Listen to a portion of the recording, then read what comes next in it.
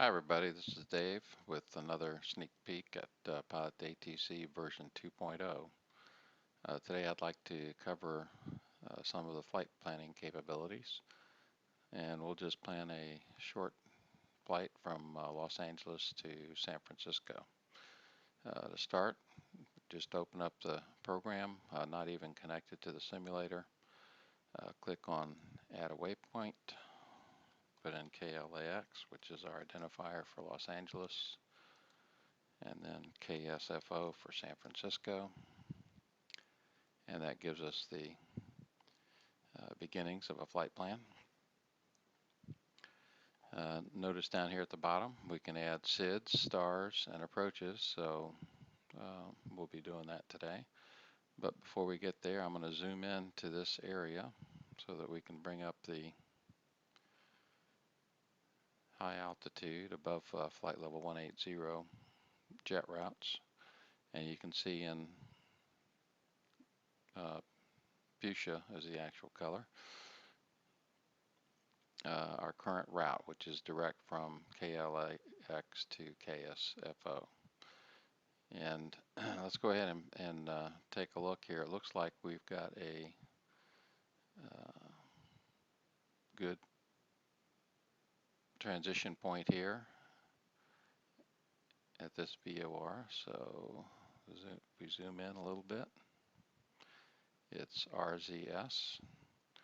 So let's go look for a SID that'll get us to RZS, and let's assume we're taking off from runway 25 right, and that will get us to RZS right there. So let's go ahead and load that, and you'll see the change in our route over here, taking us to RZS.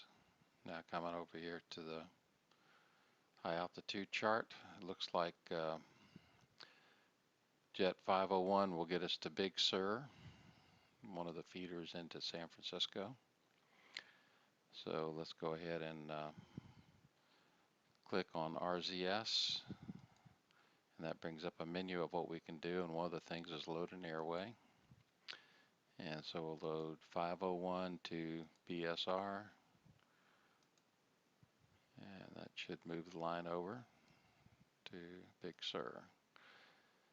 And then coming in with a standard arrival, and let's assume we're landing on runway 28 left. Transition point, we want it to be BSR. We can either click it in here in the drop down or come over here to the map, click BSR, then select which arrival we want. We want to come into 28 left, and go ahead and load that arrival.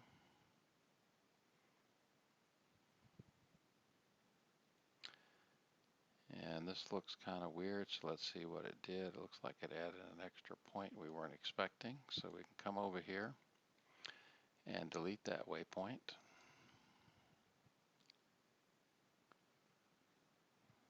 That looks a lot better. And then let's go ahead and add the approach to 28 left. And we'll take an ILS approach.